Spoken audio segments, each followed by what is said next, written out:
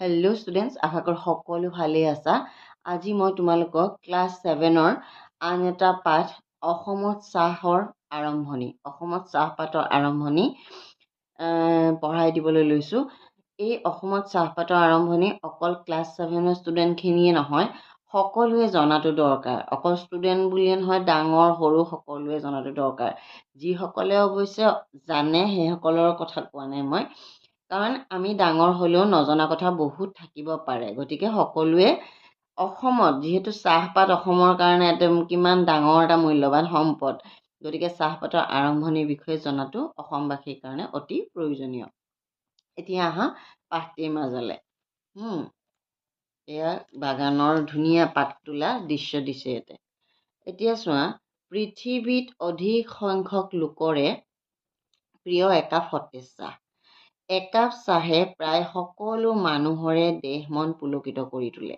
এই বিশেষ গুণটো থকা বাবেই ই সকলো ঠাইতে সকলোৰে মাজত সমাদৃত। 1826 চনত চীন দেশত প্ৰথমে চাহ আৱিষ্কাৰ হৈছিল। অসমত 1835 চনত শদিয়াত চাহ খেতিৰ আৰম্ভণি হয়।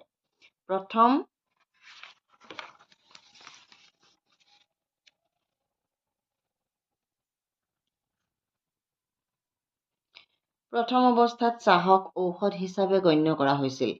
সেয়ে চাহ ঔষধৰ দোকানতহে পোৱা গৈছিল। পোনতে ইয়াক নিচাজাতীয় দ্ৰব্য বুলিহে ধাৰণা কৰিছিল। কিন্তু সময়ৰ পৰিৱৰ্তনৰ লগে লগে মানুহৰ চিন্তাধাৰণাৰ সলনি হোৱা দেখা গ'ল। পানীৰ পিছতে চাহক স্থান দিয়া হ'ল। আনকি বৌদ্ধ ভিক্ষুসকলেও তেওঁলোকৰ যোগসাধনা কৰাৰ সময়ত চাহ পান কৰাৰ প্ৰথা প্ৰচলন আছিল। গতিকে ভিক্ষুসকলে যোগ সাধনা কৰাৰ সময়ত যেতিয়া চাহ খাইছিল, গতিকে চাহ কেতিয়াও নিচাজাতীয় দ্ৰব্য হ'ব নোৱাৰে। বিজ্ঞানীসকলে গৱেষণাৰ দ্বাৰা প্ৰমাণ কৰিছে যে চাহ নিচাজাতীয় দ্ৰব্য নহয়। ই অৱসাদ দূৰ কৰে, উদ্যম শক্তি বঢ়ায়, দেহ পুলকিত কৰে। কিন্তু অতিমাত্ৰা চাহ খোৱাটো বেয়া, তেতিয়া ই শৰীৰৰ বাবে ক্ষতিকাৰক হৈ পৰে। অসমলৈ চাহৰ কিদৰে সূত্ৰপাত হ'ল তাৰ জনাটো অতি প্ৰয়োজন। পৃথিৱীৰ অন্যতম শ্ৰেষ্ঠ শিল্প হ'ল চাহ শিল্প। হৈছে চাহ শিল্প। এই চাহ খেতিৰ বাবে অসম পৃথিৱী বিখ্যাত। গতিকে পৃথিৱীত ইমান ধুনীয়া, পৃথিৱীৰ ভিতৰত আমাৰ অসমত ইমান এটা সুন্দৰ বস্তু আছে। গতিকে আমি অসমখন কিয় পিছ পৰি থাকিব লগা হ'ল, হয়নে?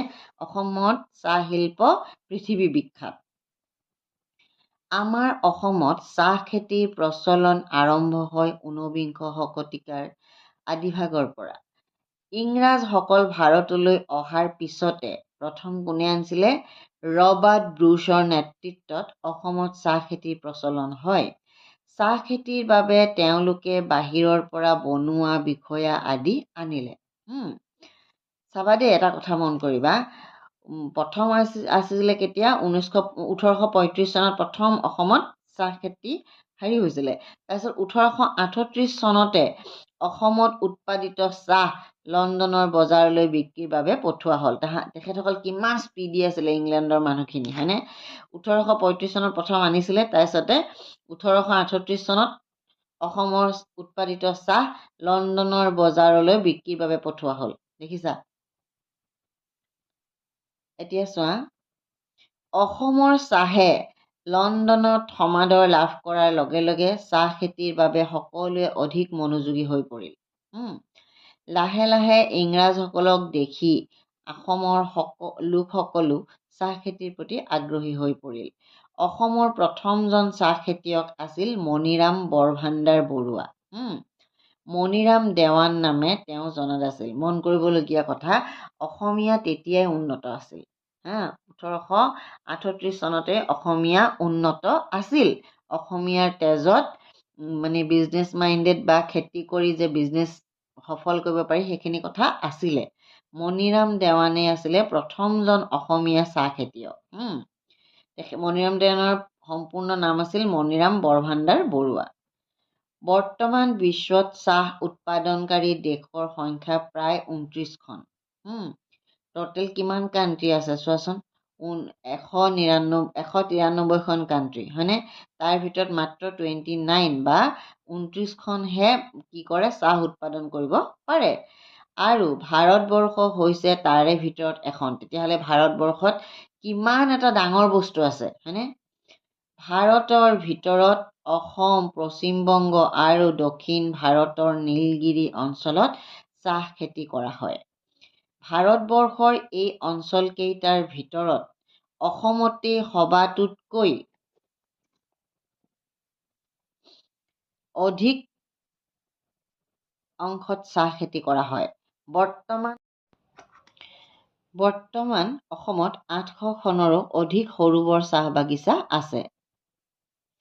অসমত চাহ খেতি এতিয়া এক শিল্প উদ্যোগত পৰিণত হৈছে, যাৰ বাবে এতিয়া অসমত চাহ খেতিৰ উন্নয়নৰ ওপৰত অধিক গুৰুত্ব আৰোপ কৰা হৈছে।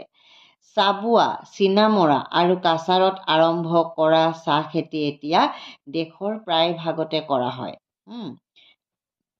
যোৰহাটৰ টুকুলাইত এটা গৱেষণা কেন্দ্ৰ স্থাপন কৰা হৈছে। যোৰহাটৰ টুকুলাইত এটা চাহ গৱেষণা কেন্দ্ৰ স্থাপন কৰা হৈছে।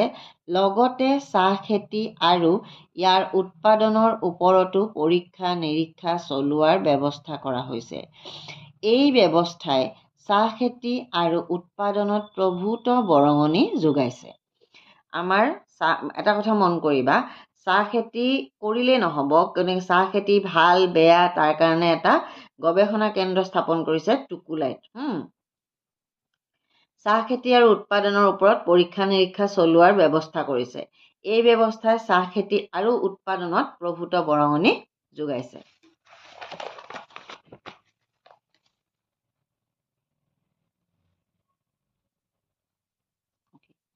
চাহ খেতিৰ উপযুক্ত ঠাই হৈছে পাহাৰৰ দাঁতিৰ এঢলীয়া মাটি আৰু গৰম জলবায়ু।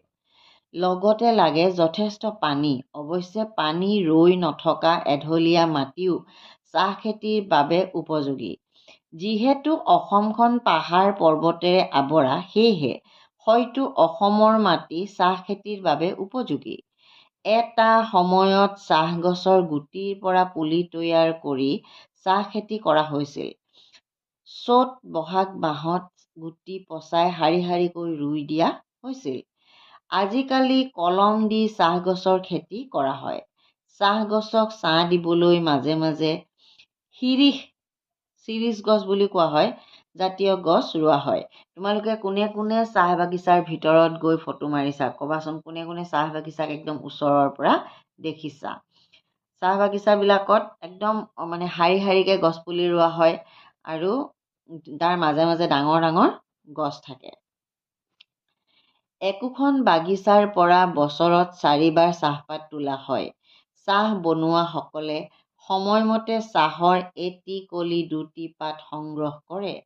তুলি অনা চাহপাতবোৰ শুকুৱাই লৈ যথা নিয়মে কলঘৰত গুড়ি কৰা হয়। পিকো, অৰেঞ্জ পিকো, গোল্ডেন পিকো, সাধাৰণ আদি চাহৰ বিভিন্ন শ্ৰেণী আছে। 1970 চনত গুৱাহাটীত চাহপাতৰ এটা নিলাম কেন্দ্ৰ স্থাপিত হয়। এই নিলাম কেন্দ্ৰ স্থাপনৰ আগত কলিকতাত থকা কেন্দ্ৰৰ যোগেদি অসমৰ চাহপাত বিক্ৰী কৰা হৈছিল। ভাৰতৰ অৰ্থনীতিত অসমৰ চাহ শিল্পই বিশিষ্ট ভূমিকা ভূমিকা গ্ৰহণ কৰিছে। অসমৰ ইকনমিত অসমৰ এইটো টি ইণ্ডাষ্ট্ৰিটোৱে এটা ছিগনিফিকেণ্ট ৰোল প্লে কৰি আছে, সেইটোৱে মিনিংটো বিশিষ্ট ছিগনিফিকেণ্ট ভাৰতৰ অৰ্থনীতিত অসমৰ চাহ শিল্পই বিশিষ্ট ভূমিকা গ্ৰহণ কৰিছে।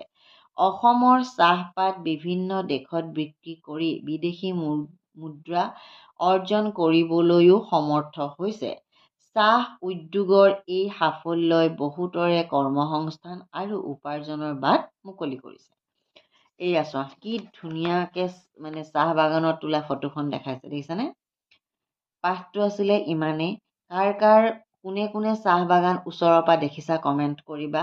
আৰু পাঠটো তোমালোকৰ কাৰণে সুবিধা হ'ব। যিসকলৰ 7ত ল'ৰা ছোৱালী পঢ়ি আছা সেইসকলৰতো সুবিধা হ'বই। যিসকলে কোনে প্ৰথমলৈ চাহৰ খেতি প্ৰথম অসমত আনিছিলে, অসমীয়া কোনজনে প্ৰথম চাহ খেতি আৰম্ভ কৰিছিলে, বা চাহ গছ কেনেকৈ চাহৰ কাৰণে কেনেকুৱা ঠাই উপযুক্ত, প্ৰথমতে গুটিৰ পৰা কৰিছিলে, এতিয়া গছবিলাক কলম দিয়া গছবিলাক আধাতে কাটি কেনেকৈ কলম দি চাহ গছৰ পৰা খেতি কৰা হয়, বছৰত 4বাৰ চাহপাত তোলা হয়নে, এইবিলাক বা কিমান ধৰণৰ চাহপাত আছে, পিকো, অৰেঞ্জ পিকো, গল্ডেন পিকো, সাধাৰণ আদি 4বিধ মুঠতে চাহপাত পোৱা যায় ইত্যাদি কথা জানিবলৈ পাই আশা কৰোঁ তোমালোকৰ ভাল লাগিছে বা তোমালোকৰ লাভ হৈছে।